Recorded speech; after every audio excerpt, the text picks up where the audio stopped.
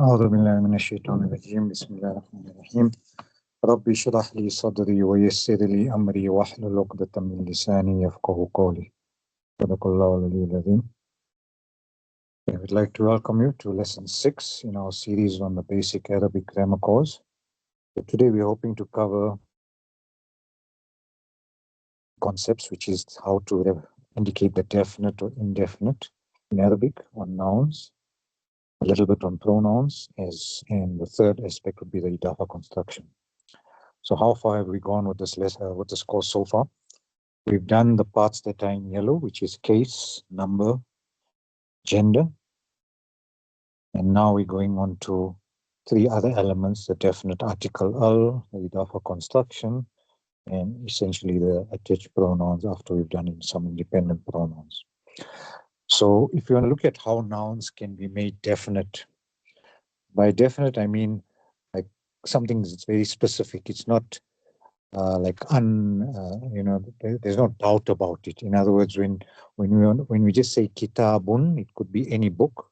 It could be a new book, an old book, a big book, a small book, the blue book, green book, whatever. So that's indefinite. In other words, it's general. It could be any book. But the moment you take that word that is like this, written with the un at the end, there's vowel sign, the double dhamma. If you change it to al-kitab, you notice when you add an al in front, what happens is the vowel at the end becomes reduced from double vowel to single vowel. Right? So kitabun changes to al-kitabu, the nominative case, or when it is used as the subject of the sentence. If you want to say the book is on the table, then there you use al-kitabu. Right, if you look at the next one is kitaban, which is with a double fatha now. And again, if you add an al in front, it becomes al-kitabah. Right? So the double becomes a single fatha, and that is the accusative case of that word kitab. And normally how accusative is like if it's after a verb, and this becomes after the subject, then you get the object. Then if kitab is the object of that sentence, then you'll use this form of it, whether it's an or the al-kitabah version. Then the third one is the kitabin, which is a double kasra at the bottom, a double kasra. And if you add an al, it becomes a single kasra. Can you see that? One single kasra. Right, and this is the genitive case of the kitab. And normally, if there's a preposition like, say, on the book, ala or fi is in the book, whatever, any preposition like that makes the word kitab take the genitive case. The other use of genitive is in the idafa construction, which we'll cover later today. All right, so that's the first way of where you add an al to an indefinite noun, it becomes the definite, that noun itself. And likewise, you can do the same for adjectives. Like you can have jamilun is beautiful, and al-jamilu is the beautiful. So nouns and adjectives take this very same principle of un and in reduced to u, e with the al in front of it. Okay, the second way of changing something to a definite is when you attach a pronoun. In other words, you're adding something to the end of it. So if you take the word kitabun again on its own, it looks like that. If you want to make it his book, this is one of the pronouns that you can add a his, you can add a her, you can add a my, you can add a our, your, or theirs. These are all examples of pronouns that are attached. So if you want to make it his book, then what we're doing is we're adding, so this double vowel becomes a single vowel there, the kitabu, and then you add your pronoun there, which is who or ha or ka or whichever pronoun you want to add to it. So when you say his book, it becomes a definite book, like a specific book you're referring to. It's not her book, it's not my book, but it is his book, and it's that specific book only. So therefore, this is one other way of saying which book it is. It's not just any book, it is a specific book, which is his book or her book or my book, whatever the case is. Right, so these are examples of the second way of making a noun definite. So the one we did on the top is where you add an al, right? And this one is you attach your pronoun here, okay, to the end of the word itself. Then the third one, or rather, before we go into the third use of that, let's just look at further examples of the use, right, of either like an indefinite where you just have kitabun, or you have al-kitabu, the various ways you can express it. So here's one example, kitabun jadidun. So the normal like sequence in Arabic is, although in English we say a beautiful or the new book, this is jadid is new. So the word new in the English way of saying it is it comes before the noun, right? The adjective. But in Arabic, you notice the sequence here is you're putting book first, right? Book first, and then you're putting the adjective at the end or after the noun itself. So this is the sequence. A unique thing about Arabic is you take kitabun jadid, which means book new, or book old, or book uh, beautiful, whatever the adjective is. You first say the noun and then you add the adjective to it. All right, so this is an example of an indefinite sentence, right, where it's just a beautiful book. There might be many beautiful books, and this is just one of them, right? So it's just any specific, it's not a specific book, it's any, in general, a new book. If you want to make it definite, then you're adding an al on the noun, and you're adding al on the jadid part, and that's when the sentence now becomes the new book, where the word the applies to the adjective and to the noun. Likewise, here you have the al applying to the noun, and then you have another al applying to the adjective. So this sequence gives you the meaning in English, the new book, where the word the appears on both words, and the case remains whichever case it is. So in this example, it's nominative because it's just the subject and there's no verb or no preposition or anything that would make this sentence in any other case than what it is, nominative. Right, the third variation of this context can be where you can say the book, where the word the applies to one thing, and then new, the word the doesn't apply to it, unlike in this example here. Right? So now, and there's no equivalent for ease in Arabic per se. It just comes, you use it to make the sentence have meaning. So if you look at the Arabic version, you have al on kitab, but no al on the jadid part. Right? So therefore, this is translated as the book here, and then you have to add your is, and then just new on its own without the al. And you notice without the al, there's a double ma that comes in at the end. Right, and with the al, you notice it's a single dhamma. Okay, so this is the use of article al, as it's called, where al itself means the, and it makes the word definite, moving from an indefinite to a definite, where it's a specific book you're referring to. Now, the same example can apply to, to take a female example, like for instance, the word school. We know that Tamil Buddha is one of the clear indicators that the word is feminine. So madrasa is a school, and here we have the un at the end, and qadim is the adjective, and qadim, because it's referring to the school, and school is feminine, therefore the adjective also has to become feminine, qadimatun. So in other words, the genders agree. So if the noun is the one that dictates what the gender is. So once you know the noun has got a Tamar Bhuta, then you know the adjective has to take Tamar Bhuta as well. And in this one, the case is it remains the same, unya, unya. Okay, you can see the double dhamma, double dhamma. Right, so this is translated as an old school. Right, and if you want to make it the specific school that you're referring to is a very old school, so then you add al on both the words, the noun as well as the adjective, and the change with the al is the fact that you make it one dhamma there and one dhamma here. This is also just one dhamma, not two as it's, I think I typed it wrong here. Okay, so single dhamma because of the al in front. And then the last example is where you want to use where the word the applies to only the school and not to kadim. So you have the word al coming on the madrasa and kadimatun remaining, the word old indefinite because it's shown by the double dhamma here. And this is a single dhamma because of the aliyah. So here's an example. We had two. One was a masculine example. This is a feminine example. And the same concept would apply for any combination of noun and adjective.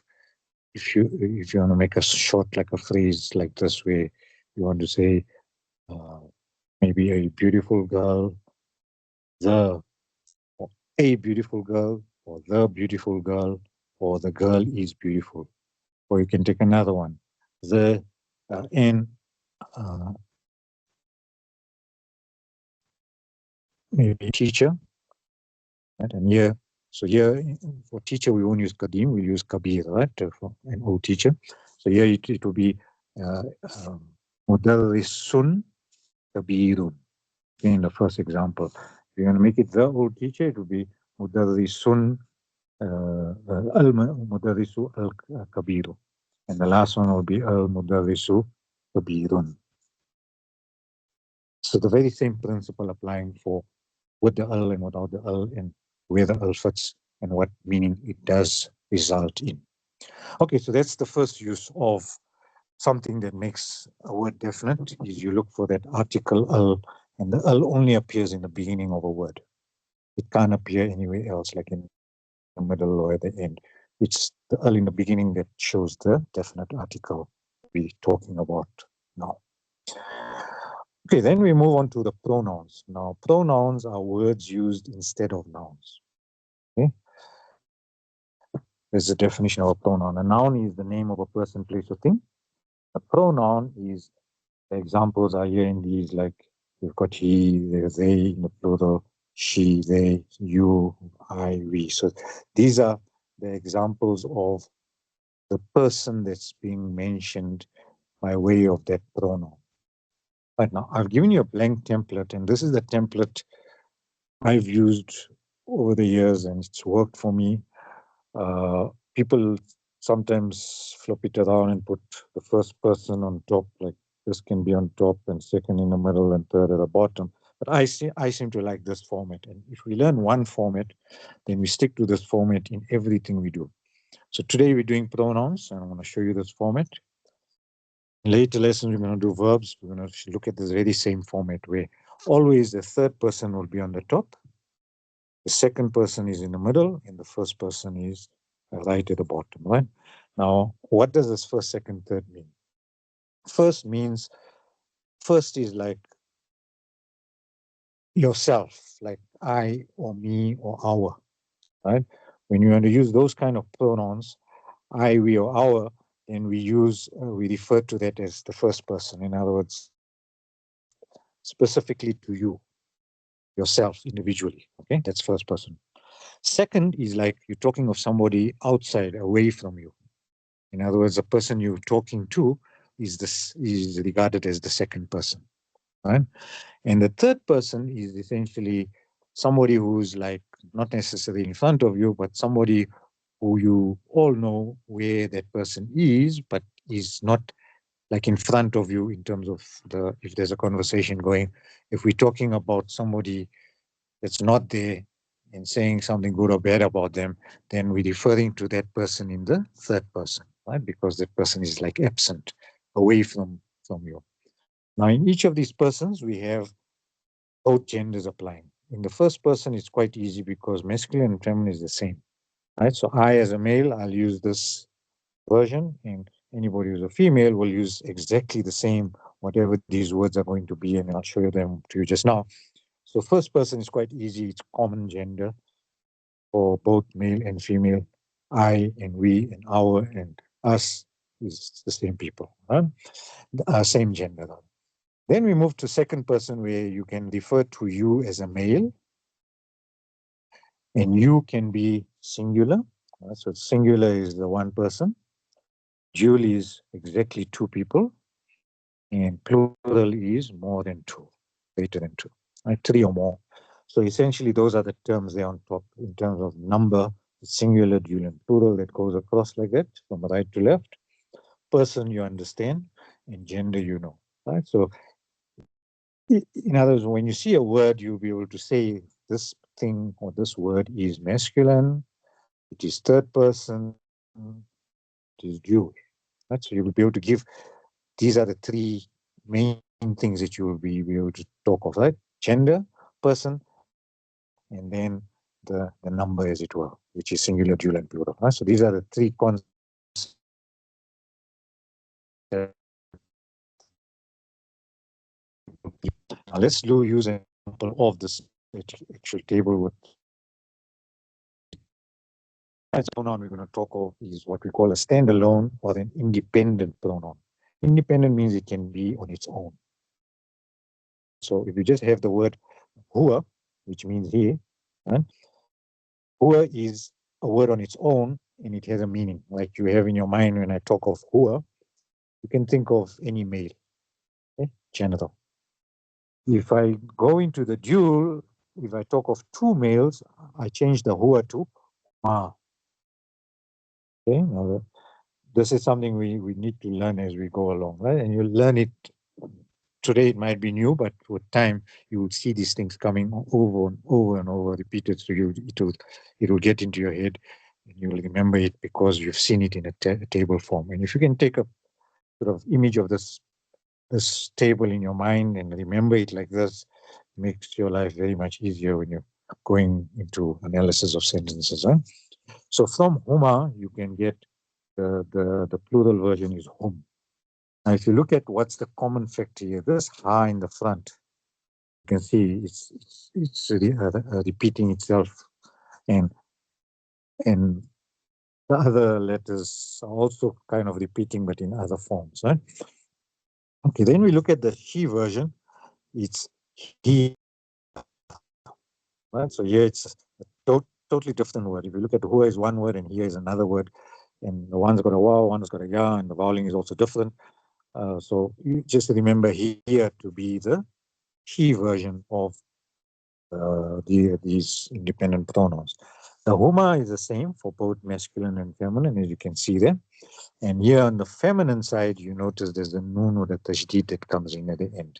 Hunna. Right? So the ha is the common factor here in all of these. If you look at this, the ha in the beginning is the common prefix of the word, as it were. Right? So it's what comes initially in the word itself. Then we move to the second person. This one is quite easy. It's anta for masculine, the ta, and anti for feminine. In auntie, we have in English auntie, auntie is like close to auntie. So you can remember that auntie is female and auntie is you for feminine. Okay, so there's a way of remembering auntie. If you remember auntie, then obviously there's nothing here about uncle here, but if you know auntie, then you know anta is the masculine version of the auntie. Okay. Then we have from anta, you get antuma. Now, if you look at the first three letters, is this first three letters here. Common, right? Anta comes antu, and then you're adding a ma at the end. Which, in a sense, if you look at this here, there's commonality here as well. You can see a ma coming in even in this one here. The ha is the common factor in this particular one. Can you see all the ha's here? And to it, you're adding the ma here, huma, that makes it dual in the third person, this one here. And if you look at the anta and the ma coming in at the end, making it the dual for you for second person. And then likewise, when you come to the end, you have an antum, where the meme comes in. Here you had a hum also. So the meme is like a common factor in both the they as well as the you in the plural form. And then if you look at the feminine, same thing. Anti, antuma, these two are the same, just like the top two are the same. And then here you have anta again, but this time it's antun, where the noon or the tajdid comes in. Now here again, you can see a similarity between this one and this one. Right? In the end, the noon with the tajdid with the fatha is the final letter here and the final letter there. Can you see there's some similarity there? All right, and then we have ana is I. Right, and this one is easy to remember. If you look at this alif, put the hamza on it. It looks like a I here as well, right? There's a common, like the way visually it looks, ana is I. All right, then we have nahnu is the plural form, where it's dual. And here the common ones are running like this way, where the dual and the plural is the same word, nahnu, nahnu.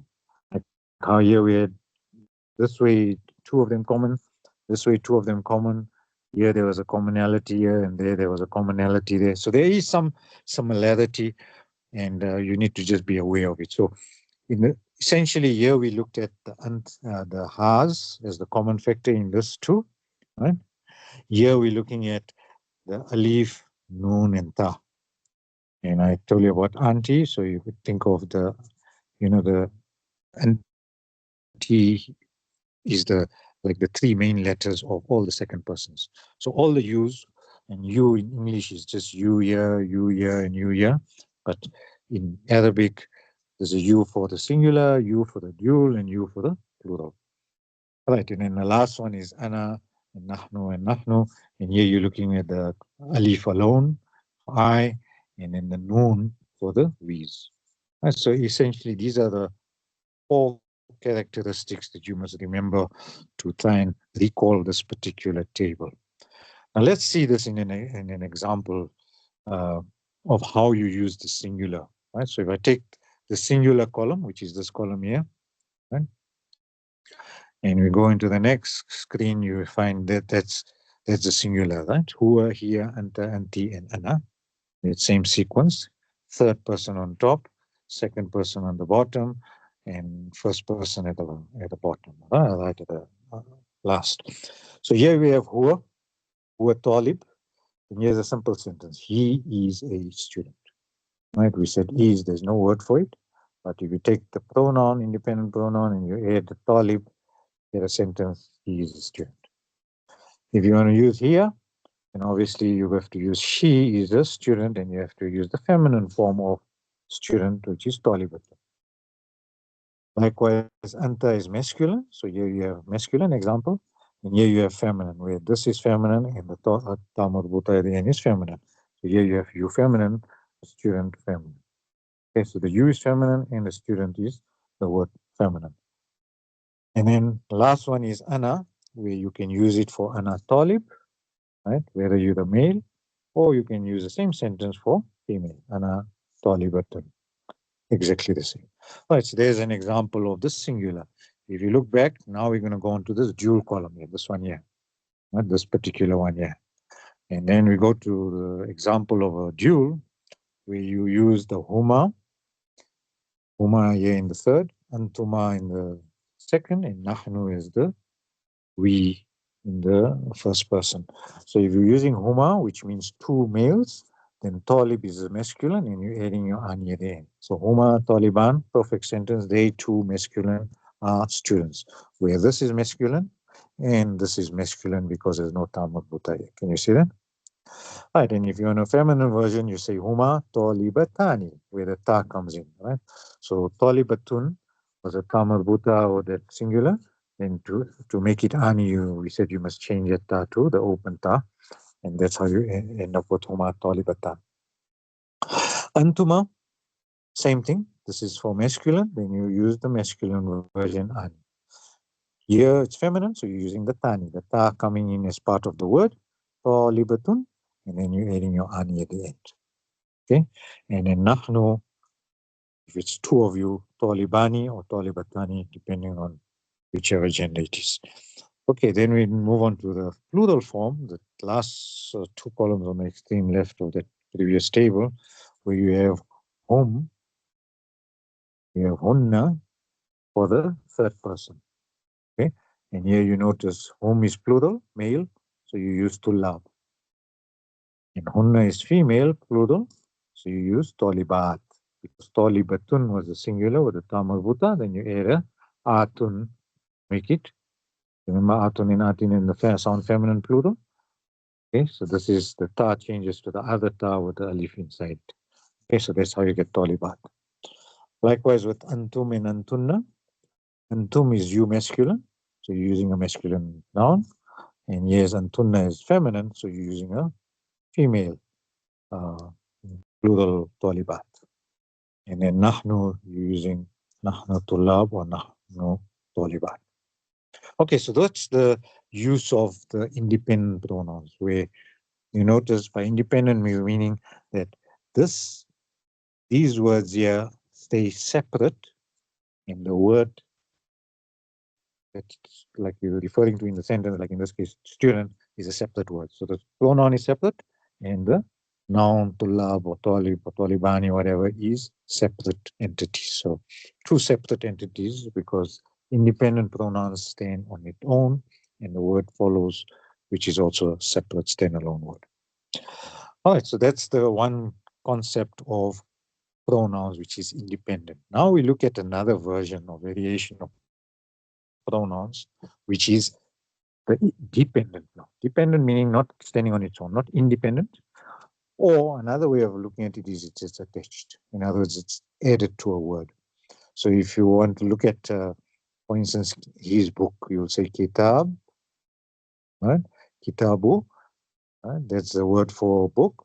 Then you want to add his book, you'll say kitabuhu or kitabi. Right? B is my, this one. So anything like this pronoun has to be with a word. You can't like keep it separate. These words or these things here, these letters here at the end are always attached to a word, and therefore they are dependent on what the word is. Okay, so same way here we're going to third person, second person, first person. Here it's just who and ha. Right? Remember in the previous one we had whoa and here. So in a sense that ha of the whoa is here as well, and the here, well, it's also still a ha at the end, but they add a alif here to show referring to her. Right? So it's kitabu ha is her book. Okay. Then if you come down, it's kitabu ka. And here you had anta before anta anti. Here it's ka and ki. Only one letter. Ka meaning your. And then the ya with the sukun, where you take the word kitab and you add your, here there's ba is here and the ya is here. So you're adding a ya and you make this always take a kasra. Because you can't have, if I write it here, kitab B, right? You can only have a kasra here. You can't have a dhamma or a fatha in this context here. It's always kitabi, qalami, ustazi, mudarrisi, madrasati, right? So whatever the word is, you're only having this version because of the ya. You're making it a long vowel. You can't have, there's no sound like bui. If you put a u and a ya together, you're getting a sound bui. You don't have that sound in Arabic. You can have bay because you have kitabaini sometimes, the ani and ini, but there it's with the noon after that, right? So that makes it dual. But on its own, you just want to say my, you say kitabi, my pen, kalami, my school, madrasati, etc. All right, so that's the example of the attached pronouns is, that are linked to a word in the singular. If you look at the plural forms now, from who you get huma, and ha you also get a huma. So these two are still common like in the previous one also. Huh? There we had hua, yeah, and then you had huma as well as the independent pronoun. Yeah, it's also the attached pronoun is the same word huma, right? But you're attaching it at the end. And then here you're having hum at the end and hunna at the end. Okay, so if in the previous one we had hua, huma, hum. Let me just get my facts right. Let's go back. Hua, huma, hum. Oh, so you had it. Can you see in this also? It's actually the same thing. The huma is just that here it's standing in the front, and in that other one it's standing at the back. It's attached. Likewise, hum standing in the front is on its own also there. And that. So if you look at this huma, hum, is both for independent and dependent pronouns, the same thing. Now this antuma changes on because you have ka, kuma, kum, right, instead of anta, antuma, tum. So if you come back to this table we're looking at now, ka, you change it to dual, you make it kuma, and then the plural you have kum. And ki, kuma, kunna. So there is some similarity with this anta, antuma, antum. There's a tum here and antunna in the previous one. So here is kum and kunna. Okay, so there is some similarity between the two tables, but here the k is the main letter if you look at it in this particular, in these two lines, right? The k in the beginning. You see the k? All of them have a k, k, k, k. Ki, and yes, kuma, kuma, and kum, kunna. Okay, and then the last one is e. Then here you adding a noon with a alif. So you had here nahnu, remember? So here you the noon is coming in even here, but here you're just adding an alif to make it dual. And here you the na comes in even there in the plural form. Okay, so this is the attached pronoun sort of group of letters that you need to remember. Now, if you look at examples of it, there's who, ha, ke, ki, and e, which is all the singular ones. These are all singular attached pronouns. You notice where they're coming in. They're coming at the end here. Who, ha, ke, ki, and e, the ya. And the word kalamun stands in the front. So if you're going to make it his pen, it's kalamu hu. Now this is where this definiteness comes out in this concept of attached pronouns, because you notice it's not you're not saying kalamun and then hu. Right? Kalamun is just the word pen. And then you're adding the who. So what happens is when you're joining this two, this double vowel becomes a single vowel. You see that kalamu hu. You never say kalamun hu. Right? So by virtue of you reducing this double vowel to a single vowel, you are making this definite. So kalam is not just any ordinary pen.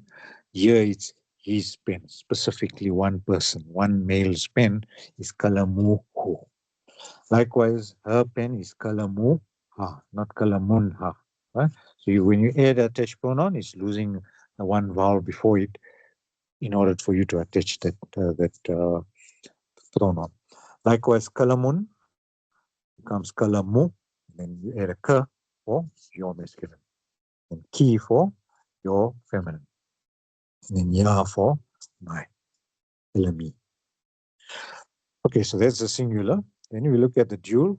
It's huma huma, common there, kuma kuma, common there, and just na for both genders.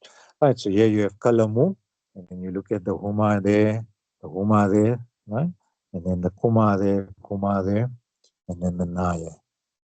Right, so you can see the exact use of this to an attached, the attached pronoun to a noun.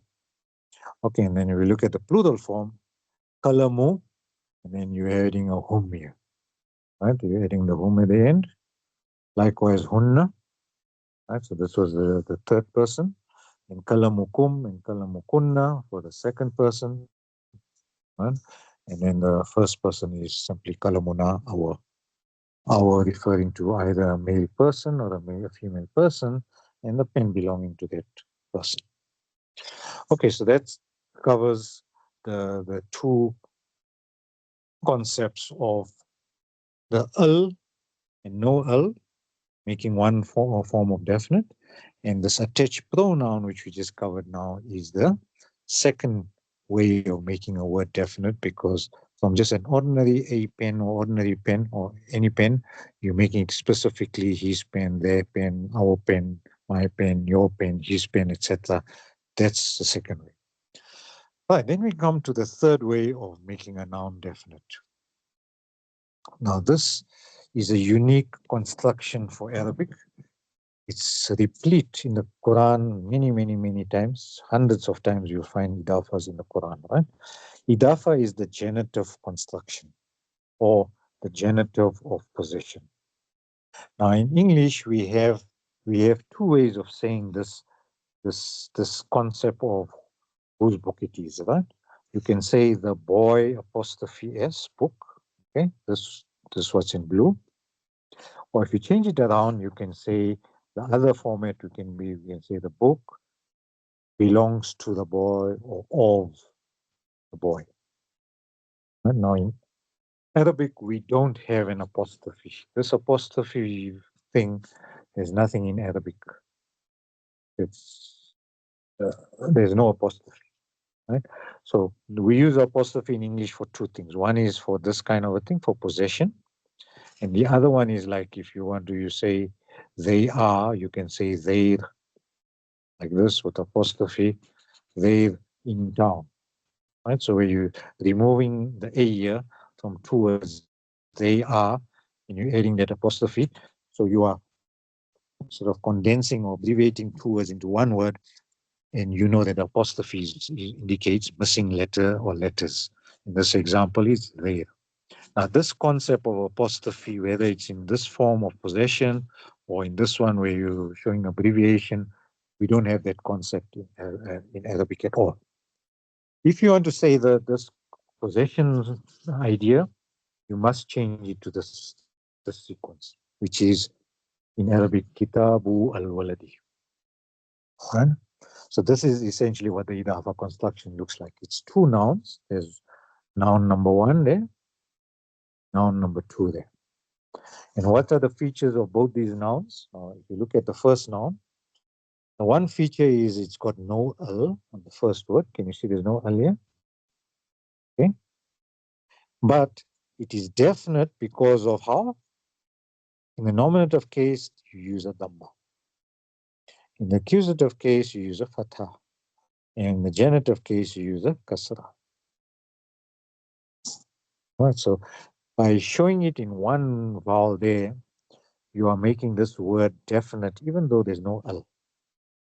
But this way of doing definite is only unique to this particular construction, which is an idafa, where you have to have this noun and you have to have a second noun next to it, almost in close proximity to it, and gives you the combined effect of what is an idafa construction.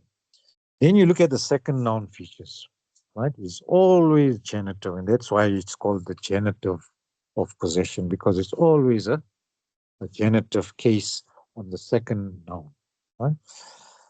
Either you can have it with an L, can you see there's an L there? Or you can have it by virtue of an attached pronoun as well. You can make it definite. So you can say kitabu waladihi. You want to say the book of his boy or his son or something, right? Where you don't use an al in front and you're using attached pronoun at the end, because yeah, that's the other rule, that you can't put a word like waladun, right? You can't have an al in front, right? Which is either that's one way of doing it, or the other way is you put a pronoun at the end. Who? You can't put both al and a pronoun, attached pronoun on a word. Never. This is impossible, right? It's one of the two, either al waladu, right, or waladuhu. Right? So there's two ways of making this word definite, either with the article al here or the attached pronoun there. All right, the bottom line is that this second word has to be genitive case. Right? Now, the al here, while that's the norm, but sometimes you can have an idafa where you can have without the second noun having an al. Like previously in another lesson, I showed you khilafu kutubin. You know, we said the covers of books. Right? We didn't say the covers of the books.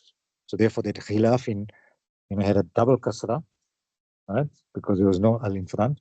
So that can also be regarded as an idafa construction, because it's still genitive khilafin. Fin was the double kasra here at the end of that word, and that concept was the cover or the covers of the no of books. It didn't say of specific which books. It just said of books. All right, so this is the a unique construction for Arabic. It always converts to the word of coming in somewhere, and we don't have an apostrophe S version in Arabic at all. Okay, so this, just remember this one example, Kitabu al-Waladi. The fact, once again, there's no al in front, but the definiteness is shown by one vowel there. The second noun can take a al or doesn't necessarily take a al, but the second noun always is genitive in case. Can you see the kasra coming in there? Or a kasratain if it's an indefinite noun for the second noun. So that's an example of an idafa construction. All right, now let's see how these look in practice. If we have a sentence like the girl's pen with apostrophe S, we said in Arabic you don't have a sentence of this nature. You have to change it to the other way, which is the pen of the girl or belonging to the girl, right? So once you say it in this way, then you know the pen comes first and the word girl comes next. The first thing we said, there's no earlier, okay? But the definiteness is indicated with the one vowel. And the second noun we said has to be genitive case. Can you see that? So once you've seen the two nouns standing next to each other, one is can be any case u, e, but only u, not un, only not an, and only e, not in, depending on what this whether this is the subject of the sentence, the object of the sentence, or after a preposition in a sentence. You can have the u, you can have the and the e. Okay, so you can have your three cases on the first noun. First noun is not always genitive. That's what I'm saying. The second noun has to be always genitive. Don't have a choice here. So whether even that whole phrase is referring to like an object of a sentence or after a preposition or whatever, this noun will always be genitive in case. All right, so that feature you're going to see, you look at this next example, the teacher's son. Here we're talking of a male teacher, his son. So here you change it to the son of the teacher, and just to remind you, it's male here, right? So that's how you get Ibnu al-Mudarrisi. Here you notice no al, okay? And you notice one single vowel there, and you notice the al coming in here because this is the there, and Mudarris is the teacher, and notice the other big feature is this kasra here. So essentially the idafa has got these features. The main one on the first one doesn't take an al and it takes one vowel. Second noun always takes genitive. Right. The same thing here, if you look at the mother's car, you change it to the car of the mother.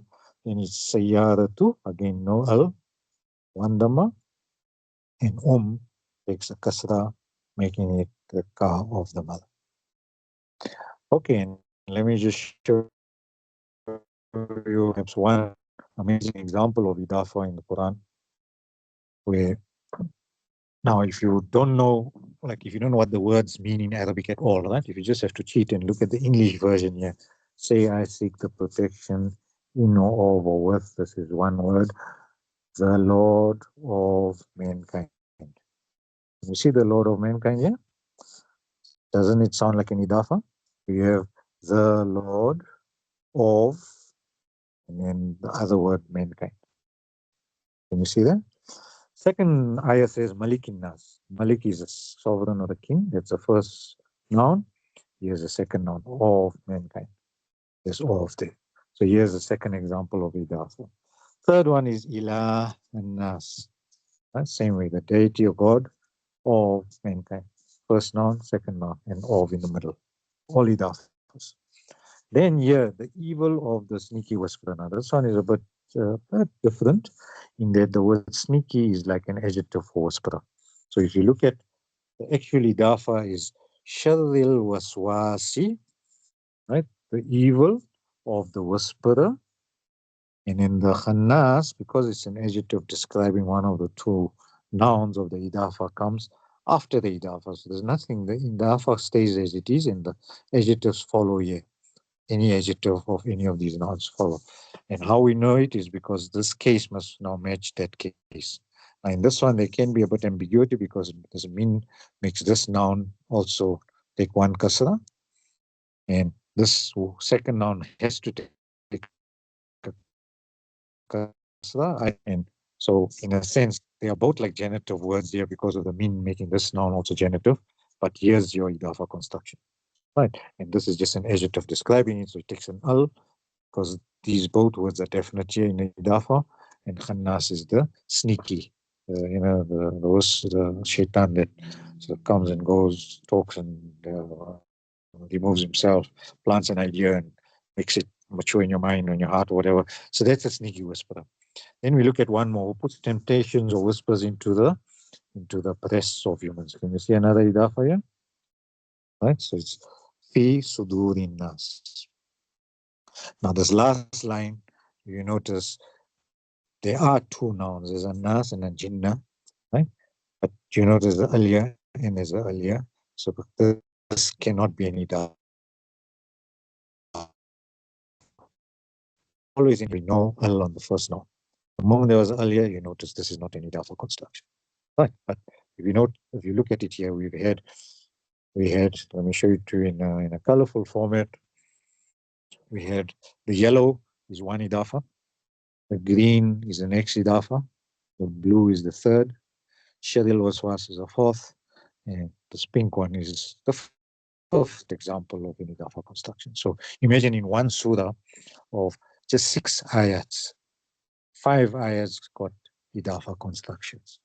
So isn't it amazing that you see this grammar coming into perspective, like, it's forming a picture. This puzzle is like fitting, the pieces are fitting in, and if you notice one more thing, like the B here, there's a preposition here, and that is what makes this for the next noun take a kasra. Right. Normally you just say Rabbun Nas as the idafa, or you can say Rabban Nas or Rabbin Nas. Now here you're saying Rabbin Nas because of the being. Small ba that changes the case of the next one to be genitive case. Now this line continues in this line, and therefore Malikin Nas is also kasraya, and Ilahin Nas is also kasraya. And so that same B is applying to all these two sentences. Then from B, we're moving on to min, which is another preposition. Now, what min does is this shall becomes genitive case. And in the idafa, the second noun is always genitive. Okay. And then if you look at this line here, alladhi yuwaswisu, and here you had fi now. Fi is also another preposition. So that makes the sudur takes kasra. And nas has to be kasra because it's a part of an idafa construction. Okay, so you can see the picture is forming. I hope you're getting a clear picture in your mind of what an idafa construction is. The ideal way of remembering it is just remember kitabu al-waladi. Kitab got no al, so all these first nouns got no al. And the next word al-walad takes al, and therefore notice all the second nouns take al there. And then the other feature is the fact that the second noun is always genitive in case. Genitive, genitive, genitive, genitive, genitive. Can you see that genitive case? And therefore it's called the genitive of possession. Okay, I think what we'll do is I want to show you many more examples from the Quran. We'll cover that in our next lesson, and I'm going to take ayats that we've used in the short surahs of the Quran. There's plenty. There's copious examples in the short surahs of the Quran. Virtually every surah has got 1, 2, or 3 or 4 sometimes, idafa construction. So I'll show you a selection of these just to consolidate this idafa construction concept, where the first noun is always definite by virtue of a single vowel at the end, and the second noun is always genitive and can take an al or doesn't take an al. Not really necessary, but it gives you 2 different meanings. Okay, so with that, we've come to the end of today's lesson in terms of the time. So we'll stop with wal asr. Bismillah ar-Rahman ar-Rahim. Wal asr. Innal insana lafi khusr. Illa alladhina amanu wa amilu s-salihat. Wa tawasaw bil haqq wa tawasaw bis sabr.